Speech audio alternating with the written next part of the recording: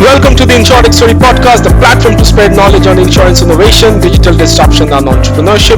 Our website, insurtechstory.com, and we are available on Spotify, Apple, and Google. Today, we will discuss on the topic how technology is changing climate risk insurance. And for now, I'm delighted to welcome our guest, Siddhartha Jha, who is the founder, chairman, and CEO of Arbel, a global climate risk solutions platform focused on data-driven parametric insurance. In short, Sid is also a co-founder of dClimate, the first decentralized climate information ecosystem. Prior to Arbel and dClimate, Sid had over 13 years of experience in the financial services industry, covering the interest rates and commodities in both quantitative research and trading roles. He launched an agriculture futures trading portfolio, managing over $100 million at a major commodity trading firm, and was the first analyst at a startup commodity hedge fund which grew to manage over $600 million of assets. He was previously a vice president of interest rates strategy at JP Morgan. Besides, Sid authored the well-received book Interest Rate Markets and has taught financial markets at New York University and was also on the board of a non-profit working with inner city youth. Sid graduated from Harvard University with a BA with distinction in applied mathematics and MA in statistics as part of a 4-year combined degree program. So Sid, a warm welcome to the show. Thank you for having me here. It's a pleasure. Talking on climate risk and how insurance can help mitigate or rather overcome any sort of damages out of catastrophes or any climate risk that's kind of occurring all part of the world nowadays. Financial risk brought on by climate change are difficult to evaluate and price. So how do you see insurers utilizing alternate data sources, real-time analytics, or even AI to better address climate change challenges and, of course, price such risk appropriately? Yeah, absolutely. So when we think about climate risk across our economy, this risk has become pervasive, whether it is local communities who are vulnerable to cyclones and floods, or businesses whose supply chains or revenues fluctuate massively due to weather events, or larger financial institutions who have, for example, loans to the agricultural sector or loans to the energy sector, and mortgages.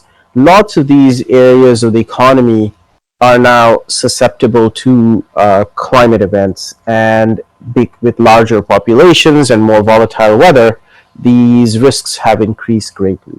So at the same time, there is $200 billion of climate-related losses every year, but a large portion, it's estimated maybe over half, is uncovered by insurance. Right. And there's a big problem that the insurance industry has.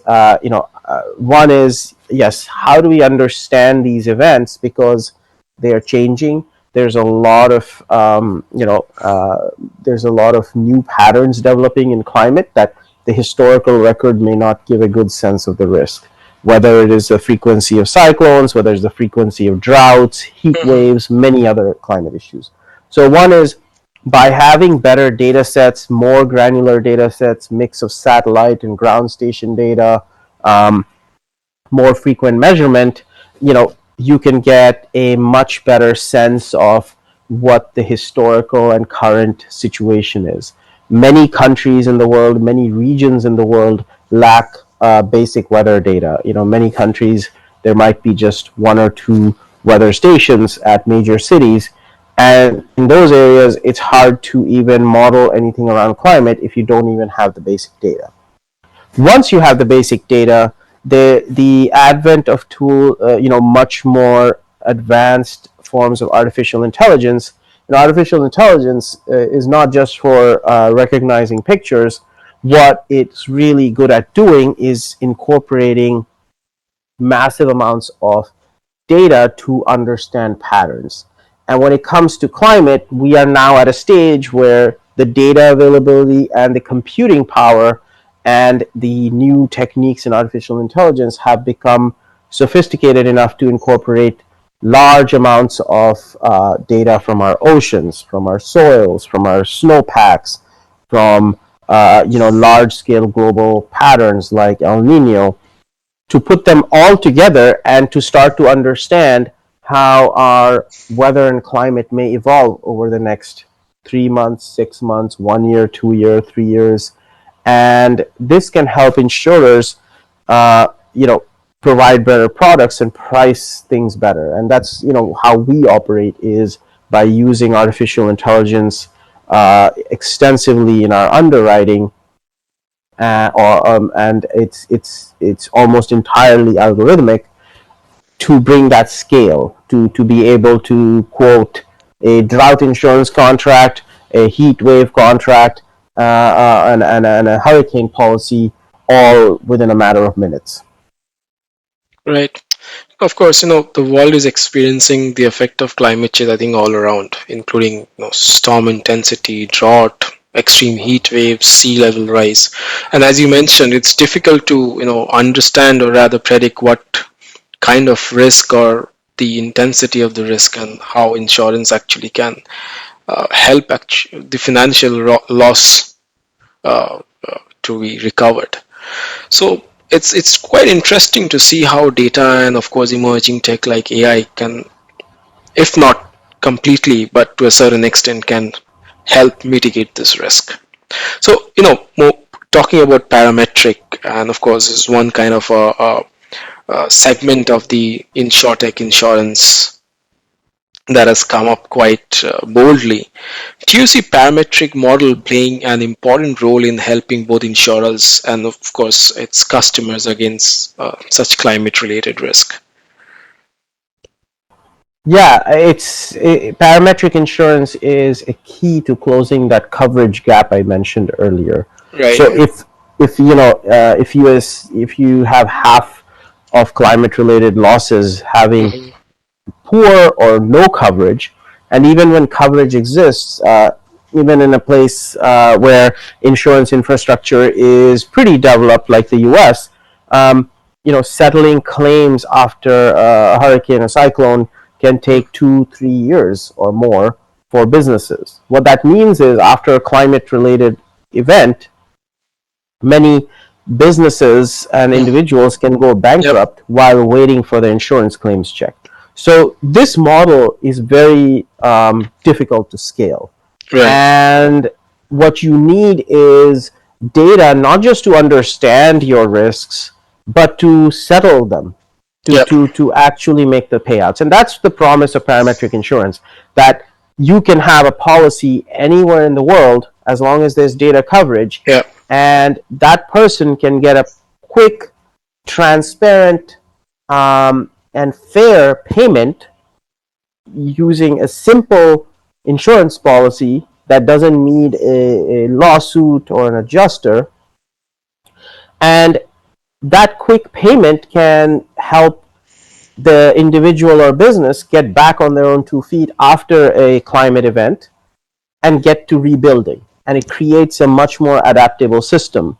It also is far better than relying on things like disaster aid after the fact, which often is very difficult to distribute well, and it ends up costing more for the government as well. So by having parametric insurance solutions that can, it's not necessary for parametric insurance to replace traditional insurance. There is so many gaps in traditional insurance. Either the insurance product doesn't exist in the area, even if it does, the deductibles are only growing over time, and the insurance industry has insufficient capital risk capacity to put towards these risks. By bringing parametric insurance to a much bigger scale, you can have policies that cover the world, you can have new types of capital that help to underpin it, and you can have the better and better data sets make quick, transparent payouts so that people can get to recovering instead of fighting with their insurance company. Right. So, for parametric, I mean, of course, it works based on some set triggers.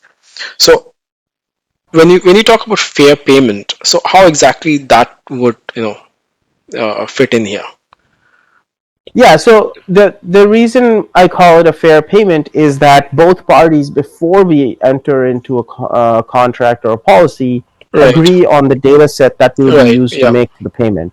And the payment formula is explicit in the policy. So both parties can put it into their Excel spreadsheet, both parties can put it into a calculator, and the data set is objective. It's not controlled by either side. Yeah. And so, and as the data sets have become much, much better, when we first started Arbol, the biggest critique was, oh, there's a lot of basis risk. Meaning the data might show one thing, but you have a different experience on the ground. That Right. difference has been shrinking rapidly as data sets get more and more specific. Like, instead of average temperature over 100-kilometer area, 100-kilometer zone, you can have temperatures that get down to a kilometer or even less. And satellite imagery can now get down to a few meters instead of a few kilometers. So as you become more and more specific on the data, that gap starts to vanish, while at the same time, traditional insurance has only growing basis risk. You don't know when you'll get paid, you don't know how much you'll get paid, and you don't know if you'll have to go to court to get your fair payment. Right? You have to basically take the word of the insurance company that, hey, this is the loss amount that you're owed. And then if you disagree, you have to fight a very powerful company who is very experienced in that arena to get your fair payment. So, out of curiosity, can you tell us, when we say parametric model and how it can help on the set triggers to give a fair payment, what are the technologies that actually works behind to make this happen? Yeah, so the great thing about parametric insurance is that it converts a very arcane insurance infrastructure based around very manual processes into code, right? Parametric insurance converts insurance into code, into software program. So what do I mean by that? One simple example is, if it rains less than a certain amount for the month of July, the farmer gets paid a certain amount.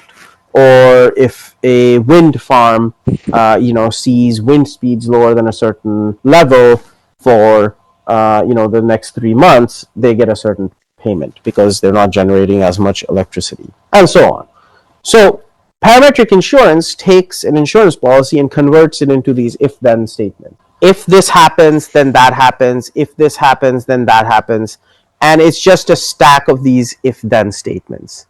So it's very important that we understand what the implications of that are. Once you have converted this to code, then, pricing becomes very automated, because you're basically incorporating vast amounts of data using an artificial intelligence system to say, what is the chance of these if-then statements being triggered, and how much would we pay out in these different scenarios, and so on. So that's on the underwriting side, and our underwriting is AI-based. Now, on the settlement side, the same logic can then be put into a smart contract, and what a smart contract would do is read the data in and say, okay, have these triggers been hit, and then make the payout to the customer. And by combining these different technologies like blockchain and smart contracts and AI, now you have a full system that runs with minimal human intervention, which greatly increases scale and vastly reduces the cost for the consumer. The ability to do these things on smart contracts and others also opens up a much easier way to build marketplaces where many participants can share in the risk. That brings new types of capital into the system. So it's just about bringing different technologies together to work, in unison. Right. You mentioned about smart contracts and blockchain. So at Arbel, your team is focused on smart contracts and blockchain solutions to codify policies, right? And help customers with a faster claims payout. So can you explain this in a bit detail on how you do this and what blockchain can do to address climate risk? Yeah, so the fast payments part is something that I think blockchain will, over time enable. But often, blockchain is conflated with the focus on just payments.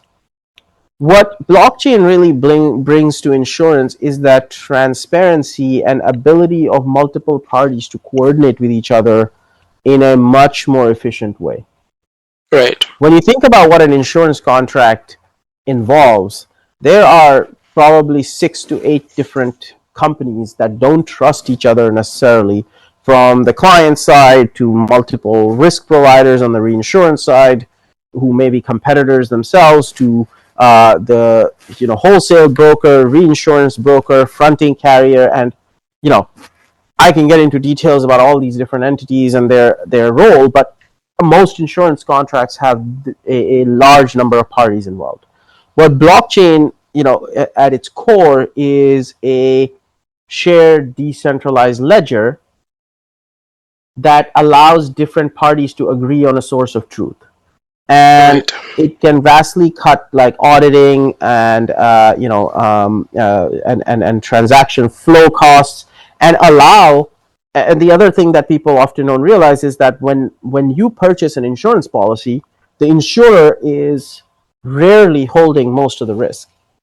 That risk, whether it's an auto insurance or it could be a drought insurance, that then gets sent to the actual risk provider. The entities that will make your payouts are often not just one but multiple in number. They're sharing risks in different percentages, and so it creates this very complex web of parties facilitating a transaction. And so when you talk about climate risk and the gaps that exist, climate risk really, really needs new participants to enter the market. But the way the reinsurance sector works is very difficult for new parties to enter. It's extremely complex the way it's set up. The contracts themselves are highly complicated and require a great degree of auditing after the fact. And, risk sharing is very challenging. By bringing blockchain into the fold and by bringing decentralized infrastructure for data sets, by putting data on blockchain, for example, you have immutability. A lot of climate data gets overwritten.